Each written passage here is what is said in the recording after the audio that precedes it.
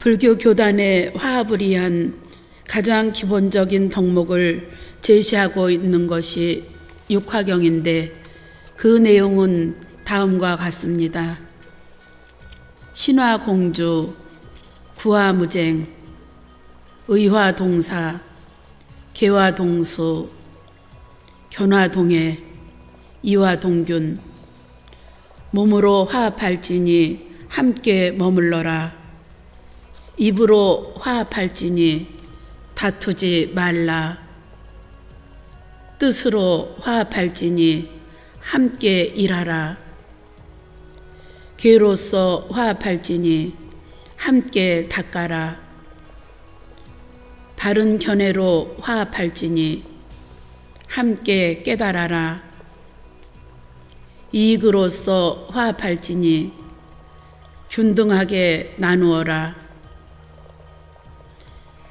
신라말 부설거사의 임종계에서도 시비를 끊고 화합하라고 말씀하신 부처님의 뜻을 충분히 느낄 수 있습니다. 목무소견 무분별, 이청무성 절시비, 분별시비 도방하, 당간신불 자기의, 눈으로 보는 것이 없으면 분별함도 없고 귀로 듣는 소리가 없으면 시비도 끊어진다. 분별하고 시비함을 모두 놓아버리고 오직 마음의 부처를 지켜서 스스로 기의하라. 약야 기릉 동반하야 논설 시비인된 여차 출가는 전무이익이니라. 만약 도반을 속이고 업신여겨서 시비를 한다면 이와 같은 출가는 전혀 이익이 없느니라. 우리는 흔히 도반이라는 말을 씁니다. 전통적인 의미에서의 도반은 동주 도반, 즉 같은 절, 같은 방 등 같은 조건에서 함께 머물러 벗이 되어 도를 닦는 사람을 의미합니다. 일가 친척보다 가깝고 형제 자매보다 믿음직스러운 존재입니다. 자나깨나 24시간 같이 생활하는 그런 일을 도반이라고 하지요. 도 닦기에 함께 하는데 잘잘못만 따지고 허물만 들춰낸다면 무슨 소득이 있겠습니까? 그럴 시간에 경전 한 구절이라도 더 읽고 화두 한 번이라도 더 들고 연불 한마디라도 더 하여야 자기에게 이익이 있습니다. 누가 옳으니 누가 틀렸느니 따지며 시비에 휘말려 여기저기 쫓아다니고 시간을 허비하며 분란을 일으키고 대중을 어지럽게 하여 공부 분위기를 흐려놓는 사람들이 있습니다. 이는 다른 사람에게 죄를 짓는 것이고 자기에게는 어떠한 이익도 없다는 것은 더 말할 나이가 없습니다. 참고로 논설 12인대는 논설 10인대로 읽습니다. 재색지화는 심어독사하니 성기지비하야 상수원리어다. 재물과 이성에 의한 화는 독사보다 더 심하니 자기를 반성하고 그릇된 줄을 알아 모름지기 항상 멀리 할지어다. 앞에서 청정대중의 처소에서 지켜야 할 청규를 말씀하셨다면 여기에서는 수행자 개인이 지켜야 하는 엄격한 규율을 이야기하고 있습니다. 앞에서 출거한 수행자가 지켜야 하는 5개와 10개를 설명한 바 있습니다. 그중 불착 금은 전보와 부른개에 해당하는 재색을 멀리할 것을 거듭 강조합니다. 재색에는 제욕, 성욕, 음식욕, 명예욕, 수면욕의 5욕락이 포함되어 있습니다. 이는 가치관의 문제입니다. 가치관이란 우리가 무엇을 추구하며 꿈꾸고 목표를 삼아 살아갈 것인가의 문제입니다. 일반적으로 재, 색, 식, 명, 수는 세속적인 가치 기준입니다. 대부분의 사람은 이 목표를 향해서 부단히 줄다름치며 살아간다고 볼 수 있습니다. 제가 들은 이야기입니다. 가난한 집안에서 태어난 사람이 사법고시 공부를 열심히 한 결과 판사가 되었습니다. 그 사람에게 판사가 되고 나서 뭐가 달라지냐고 물었더니 먹는 음식의 질이 달라졌고 마시는 술의 질이 달라졌고 다가오는 여자도 많더라고 했답니다. 머리에 띠를 동여매고 밤잠을 설치며 수년간 고시원에서 공부해서 법관이 된 것은 그러한 것을 얻기 위해서였다는 것으로밖에 달리 말할 수 없습니다.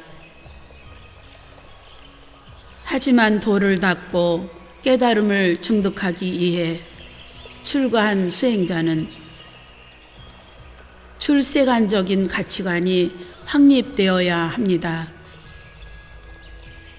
출세관적인 인생관이 확립되어 있는 사람이라면 재, 색, 식, 명, 수를 위해서 노력하거나 거기에 연연하지 않습니다. 사람이 독사에 물리게 되면 금생의 목숨만 잃게 됩니다. 그러나 재색, 식, 명수라는 세속적 가치관으로 살다 보면 그 생각이 우리의 무의식에 잠재되어 세세생생 그거 심부름만 하다 세월을 보낼 수밖에 없습니다. 그래서 재색, 식, 명, 수 때문에 입는 화는 독사의 독보다 심하다는 겁니다. 사표가 되어 많은 사람을 지혜의 길로 이끌겠다는 마음이 있다면 세속적인 가치관에 허덕여서는 안 됩니다. 그러한 것은 수행하는데 바른 길이 아닌 줄을 잘 알아야 합니다. 성기라는 말은 조고각하라는 말과도 연관이 있습니다. 내가 서 있는 장소를 잘 살피라는 말입니다. 자기 자신이 서 있는 위치에서 자신을 잘 살펴서 잘못된 점을 알아야 한다는 의미입니다. 출가한 사람이 수행하는 사람들과 더불어 있으면서 항상 자기 자신을 살피는 것이 조고각하예요. 내가 있는 곳에서 나의 위치가 어떻게 되며 내가 무엇을 하는 사람인가를 살피는 것입니다. 무연사즉 부득입타방언하며 당병처하야 부득강지 타사하며 일 없이 다른 사람의 방에 들어가지 말며 가려놓은 곳에 이르러서는 굳이 남의 일을 알려고 하지 말며 지금부터는 일상생활에서 수행자가 가져야 할 바른 몸가짐과 마음가짐을 이야기합니다. 맨 먼저 다른 사람의 방이나 집에 들어가지 말라고 합니다. 방은 거주하는 사람에 따라 각각 다릅니다. 집도 용도와 목적에 따라 다릅니다. 선원, 광원, 종무소, 원주실 등 각각 용도나 목적에 따라 나눠져 있습니다. 같은 집이라도 소임에 따라 방을 달리 사용합니다. 그 집과 방에 꼭 필요한 볼일이 있다면 몰라도 그렇지 않으면 할 일 없이 기웃거리지 말라는 것입니다. 집에도 들어가면 안 되고 방에는 더욱더 들어가지 말라고 했습니다. 그렇지 않으면 괜히 오해받을 수도 있고 또 이것저것 안 봐도 될 것을 보게 되어 의혹이 일어날 수도 있습니다. 남의 집을 가더라도 보여주는 것만 가서 보아야지 그렇지 않은 곳을 기웃기웃하면서 여기저기 들어가 보면 집주인이 이상하게 생각하는 것과 같습니다. 특히 병풍을 쳐놓았거나 보자기로 쌓아놓은 등 가려놓은 곳에 다다라서는 억지로 다른 사람의 일을 알려고 하지 말라는 것입니다. 비육일이어든 부득세환내의하며 임관수하야 부득고성 채타하며 6일이 아니면 속옷을 빨지 말며 손을 씻거나 이를 닦을 때는 큰 소리로 코를 풀거나 침을 뱉지 말지며 당시 수선사에는 800여 명 이상의 대중이 살았다고 합니다. 삭발하는 날, 목욕하는 날, 빨래하는 날을 따로 정해놓지 않으면 생활이 불편하고 질서가 지켜지지 않아 혼란스러웠을 것입니다. 그래서 음력 6일, 16일, 26일을 삭발일, 목욕일, 세탁일로 정해두었습니다. 세탁하는 날에는 수두라는 소임자가 물을 충분히 준비해 두었습니다. 마오라는 소임을 맡은 사람도 세탁하는 날에만 풀을 쑤었습니다. 그날 하루만 풀을 쑤어서 옷에 풀을 먹일 수 있도록 한 것이죠. 그리고 손을 씻거나 세수를 하거나 양치질을 할 때에도 몸가짐을 조심하라고 하였습니다. 여러 명이 함께 생활하는데 소리를 높여 코를 풀거나 가래를 뱉는 등의 행위를 하는 것은 품이 없는 짓이며 남을 배려하지 않는 경솔한 행위입니다. 사찰에서는 이를 닦을 때도 한쪽에 쪼그리고 앉아 칫솔질을 하고 입을 헹구어 아무 일도 없는 듯이 일어나라고 합니다. 거품 많은 칫솔을 입에 물고 왔다 갔다 하든지 심한 경우 칫솔질을 하면서 돌아다니는 사람들도 있습니다. 그런 행동은 품위가 없지요. 남보기에도 사납습니다. 남보기에 사나운 일은 예의상 문제가 있는 짓이라고 할 수 있습니다. 불가에서는 속 내용을 중요시하지만 그 내용 못지않게 겉모양도 아주 중요하게 여깁니다. 겉모양이 충실하면 내용도 충실하고 내용이 충실하면 겉모양도 저절로 갖추어진다는 거죠. 우리 중생의 일이라고 하는 것은 겉모양만 잘 잡으면 내용도 자연스럽게 잡혀집니다. 물론 겉모양이 점잖아도 속마음은 그렇지 못한 경우가 있습니다만 안팎이 조화를 이루어서 언행과 태도가 의젓하고 품위가 있어야 한다고 가르치고 있습니다. 행익차에 부득당돌 월서하며 경행차에 부득계금 도비하며 이익을 나누는 일을 할 때 당돌하게 차례를 어기지 말며 경행을 할 때 옷깃을 해치거나 팔을 흔들지 말며 행익이란 바로 공양을 할 때 쓰는 행방과 익반을 말합니다. 여기서는 이로운 일을 행한다는 의미로 쓰이고 있습니다. 음식을 돌린다든지 공양물을 나눈다든지 등의 일을 말합니다. 이익이 돌아가는 그런 일, 예를 들어 공양을 나눌 때, 차담을 나눌 때, 옷을 나눌 때,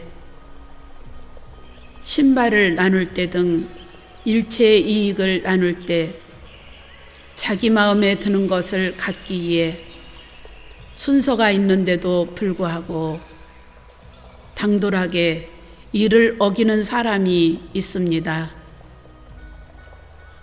그렇게 하는 것은 옳지 못한 일이니 반드시 차례를 지켜야 한다는 말입니다. 옛말에 찬물도 선우가 있다고 했습니다. 집안에서도 어른이 숟가락을 들기 전에 아랫사람은 음식에 손을 대지 않았습니다. 공동체의 구성원이면 지켜야 할 예의이고 질서이며 배려입니다.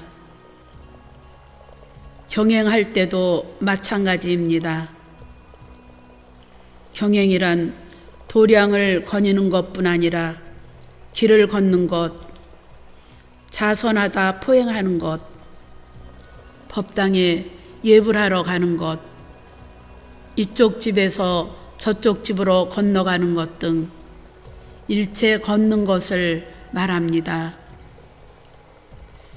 경행할 때 옷깃을 해치고 팔을 흔들며 다니는 것은 수행자의 모습이 아닙니다. 수행자는 항상 차수를 하도록 가르치고 있습니다. 두 손을 가지런하게 포개 배꼽 정도 되는 위치에 자연스럽게 붙이고 얌전하게 걸어 다녀야 합니다. 바른 마음이 깃든 의젓하고 신중한 스님의 언행이 100마디 설법보다 중요할 때가 많습니다. 수행자의 행동 하나하나가 불법의 흥망성쇠와 직결된다고 하겠습니다. 언담차에 부득 고성희소하며 비요사오든 부득 추러 문해하며 말할 때 소리를 높여 회롱하거나 크게 웃지 말 것이며 요긴한 일이 아니거든 문 밖에 나가지 말며 출가 수행자의 언행은 항상 점잖고 다른 사람의 모범이 되어야 합니다.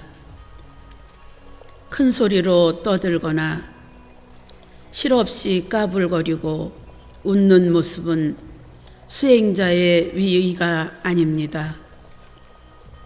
특히 초심자는 수행자로서의 언행을 더욱 잘 다듬어야 합니다.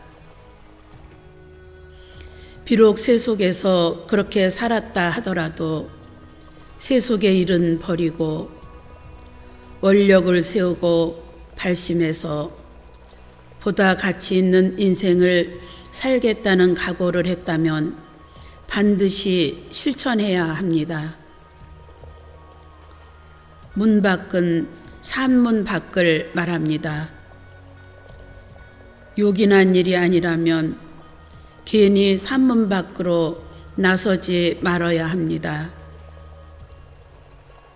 문 밖 출입이 잦다 보면 세속의 일에 관심을 두게 됩니다.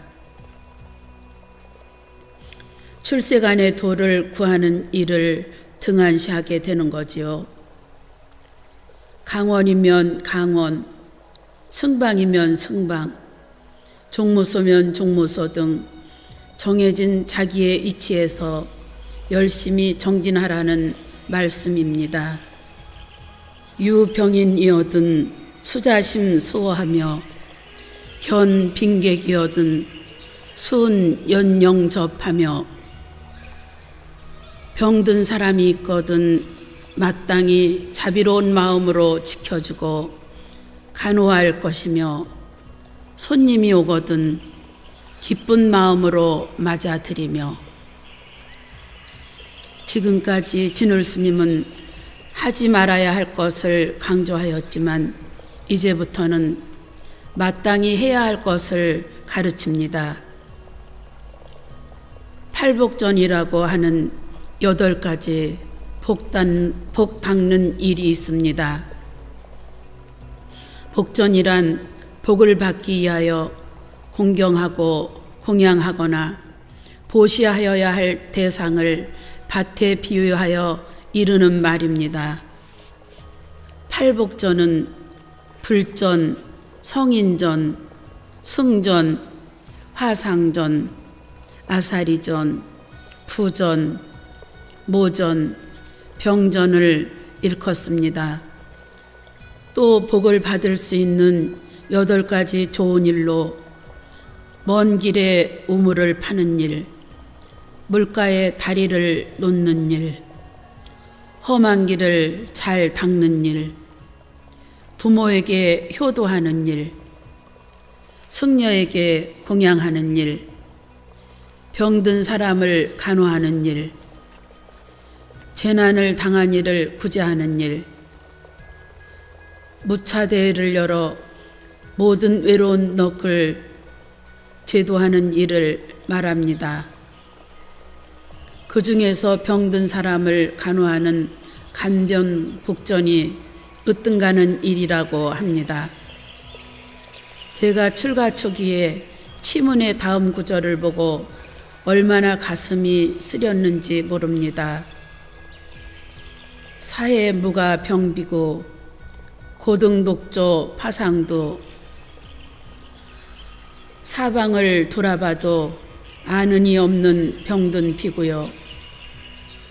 고장난 등불만이 홀로 병상머리를 비추느나 세속에서야 병이 들면 살펴줄 가족이 많지만 출가한 사람들끼리는 대부분 정이 없습니다. 차경문에 일의 일발, 절인 정이라는 구절이 있습니다. 도를 닦기 위해서 가사와 바로 하나로 인정을 끊으라는 말입니다. 그러나 병든 사람에 대해서는 자비로운 마음으로 잘 간호해야 됩니다. 보살계에서도 병든 사람을 보고 간호하지 않으면 경구죄를 범하게 된다고 했습니다. 반면 병든 사람을 간호하고 보호하고 약이라도 마련해 주어 조금이라도 호전되도록 하면 그것보다 더 큰 복이 없다고 했습니다. 또 손님을 뵙거든 흔연히 영접하라고 합니다. 여기서 손님은 스님뿐만 아니라 일반 신도를 비롯한 모든 사람을 일컫습니다. 근본적으로 모든 사람은 부처님이니 부처님으로 생각하고 부처님을 뵙듯 그렇게 기쁜 마음으로 영접하라는 것입니다. 일반적으로 갓 출가한 사람을 공보꼬심 여하호 속은 텅 비고 마음만 높아 마치 줄인 호랑이와 같다고 합니다. 갓 출가한 사람은 아만심만 높아 신도들이나 관리들을 대할 때 못 본 척 무시하는 경향이 높고 금방 성불이라도 할 것 같은 기분에 들떠 있습니다. 그렇게 되면 손님을 대하는 태도가 바뀝니다. 아나무인이 되는 거죠. 봉존장이어든 수수공 회피하며 판도고허되 수검약 지족하라.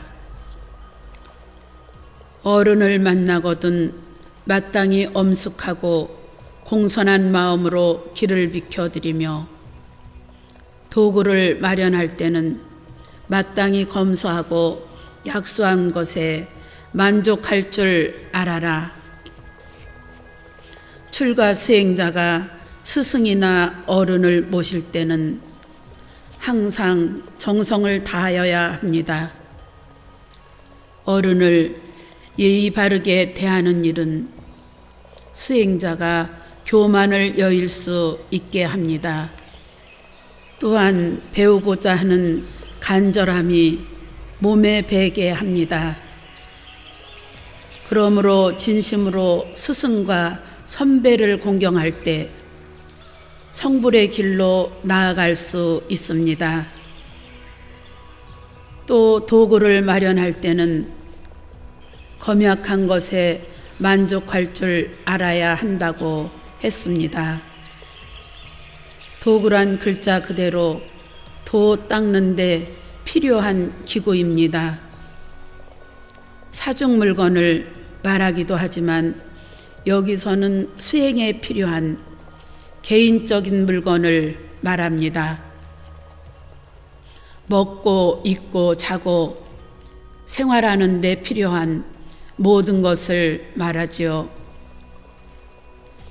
따라서 모든 것이 도를 위한 기구라는 겁니다.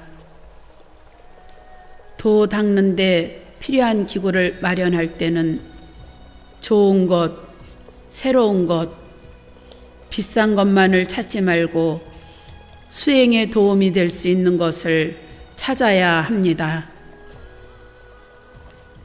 지금은 물질적으로 참 풍요로운 세상에 살고 있습니다.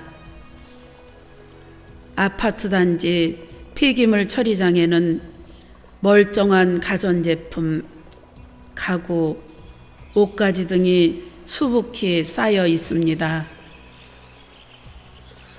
음식물 쓰레기를 처리하는 데만도 연 18조 원의 비용이 발생한다고 합니다.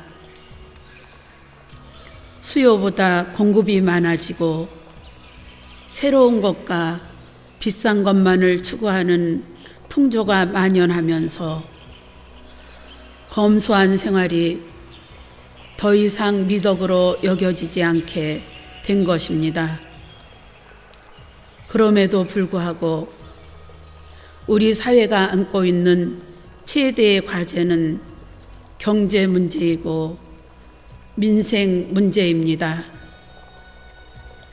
참으로 아이러니 아닐 수 없습니다. 따라서 현재 상태에서 만족할 줄 아는 것, 이것이 참 중요합니다. 지족이 제일 불화하죠. 만족할 줄 아는 사람이 제일 가는 부자입니다. 아무리 많이 가져도 만족할 줄 모르는 사람은 늘 가난한 사람입니다. 어떤 사람이 부자인지는 그 기준이 없습니다. 어떤 수치로 부자다, 가난한 사람이다 말할 수 없지요. 가진 게 없어도 만족할 줄 알면 그 사람은 부자이고, 만족할 줄 모르면 수십조, 수백조를 가져도 거지예요. 이러한 가르침은 출가한 초심자만이 아니라 현대를 살아가는 우리 모두가 다 귀담아 들어야 할 것입니다. 제 식시에 음처를 부득 작성하고 제 식시에 마시고 씹는 소리를 내지 말고 공양할 때 지켜야 할 규칙입니다. 제자는 재개하다, 공손하고 삼가다, 엄숙하다는 뜻입니다. 가지런할 재와는 다릅니다. 제식이란 수행으로 공양하는 마음 자세를 말합니다. 따라서 수행자에게는 세끼 공양이 모두 제식이 됩니다. 그러므로 가사장삼을 수하고 공양개송을 외면서 수행하는 마음으로 공양하여야 하지만 근래에는 많이 생략되었습니다. 최근에는 사시공양 때만 그렇게 합니다. 제식을 할 때에는 마시고 씹는 소리를 내지 말라고 했습니다. 국이나 물을 마실 때도 후루룩 소리내어 마시는 일이 없어야 하고, 무, 김치 등을 씹을 때도 씹는 소리가 입 밖에 나지 않도록 입을 다물고 씹게 돼 있습니다. 사찰에서 바로 공양하는 모습을 보면 절 안의 모든 스님이 큰 방에 앉아 공양을 해도 마시고 씹는 소리가 전혀 나지 않습니다. 제식으로서의 바로 공양에는 청정, 위엄, 여법의 뜻이 담겨 있습니다. 집방에 요수 안상하며 부득거한 고시하고 부득 큰념 정추하라, 수묵 무언설하고 수저나 바루를 잡고 놓을 때에 모름지기 차근차근 조심스럽게 하며 얼굴을 들고 이리저리 돌아보지 말고 맛있는 음식을 좋아하거나 맛없는 음식을 싫어하지 마라. 모름지기 아무 말 없이 먹어야 하고, 안상은 편안하고 자세하게 조심스럽게라는 뜻입니다. 숟가락과 바루를 들고 놓을 때, 법당에 출입할 때 등 수행자로서의 온갖 행동 거지는 반드시 안상하게 해야 합니다. 수행자라면 갖추어야 할 행동 거지의 요체입니다. 법화경에서는 부처님께서 삼매에서 깨어나시는 모습을 안상이 깨어나다라고 표현합니다. 다르게 말하자면 연꽃이 피는 모습이라고도 할 수 있습니다. 부처님께서 삼매에 들었다가 깨어났지만 깨어나서도 어떤 소리가 있다든지 무슨 작용과 움직임이 있다든지 등이 전혀 없습니다. 연꽃이 틀림없이 피기는 피지만 피는 소리가 들리는 것도 아니요, 한순간에 바람을 일으키며 꽃잎이 벌어지는 것도 아닙니다. 바로공양을 이시한 사찰에서의 모든 행동 거지를 한마디로 요약하면 안 상하게 하라고 하면 됩니다. 기도를 할 때나 참선할 때도 마찬가지입니다. 소리를 내거나 바람을 일으켜 옆 사람이 의식할 수 있도록 하는 것은 수행자의 몸가짐이 아닙니다. 언제 일어났는지 또 언제 앉았는지 옆 사람이 전혀 눈치챌 수 없도록 아주 조용하고 미세하고 편안하게 움직이라는 뜻입니다. 수저와 바르를 들거나 놓을 때 마음이 깃들어 있지 않으면 소리가 나게 돼 있습니다. 한 동작 한 동작을 예의주시하면서 또 조심하면서 하라는 것입니다. 공양을 하는 시간에도 염불을 하는 사람은 염불을 하고 경을 외우는 사람은 경을 외우고 화두를 드는 사람은 항상 화두를 들기에 소리를 내면 옆 사람 공부에 방해가 됩니다. 또 얼굴을 들어 여기저기 살피지 말아야 합니다. 눈은 자기 바로 주변을 벗어나면 안 됩니다. 옆 사람이 어떻게 행동하는지를 볼 필요가 없습니다. 공양 순서는 죽빗소리로 지휘하게 돼 있습니다. 그렇기 때문에 옆 사람이 얼마나 먹었는지 또 무얼 하는지를 굳이 살필 필요가 없다는 말입니다. 혼념은 좋아하고 싫어하다라는 뜻입니다. 음식이 마음에 들거나 마음에 들지 않는 경우가 있을 수 있습니다. 몸에 좋은 음식이거나 그렇지 않은 음식일 수도 있습니다. 몸에 이롭고 맛있는 음식이라고 좋아하거나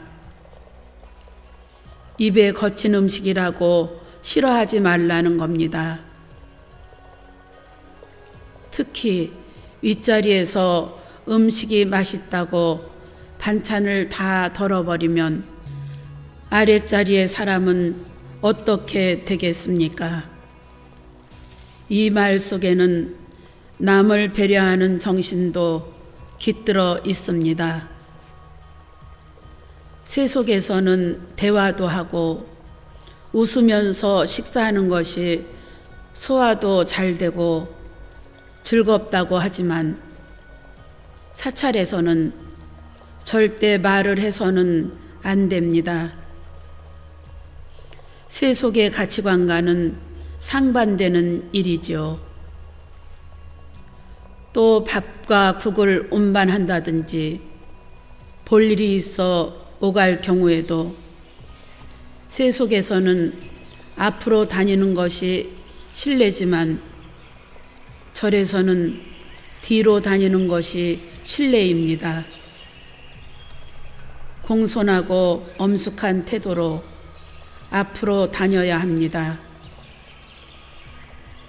수방호 잡념하며 수지수식이 단료 형고하야 위성도업하며 모름지기 쓸데없는 생각을 방어하며 밥을 먹는 것은 오직 몸이 쇠약해지는 것을 막아 도업을 이루기 위한 것임을 알며 사람은 음식으로 인해 잡념이 참 많이 일어납니다. 밥이 되다, 질다, 반찬이 맛이 있다, 없다, 음식량이 적다, 많다 등등 별별 생각을 일으킵니다. 이러한 잡념을 잘 막아 지키라는 말입니다.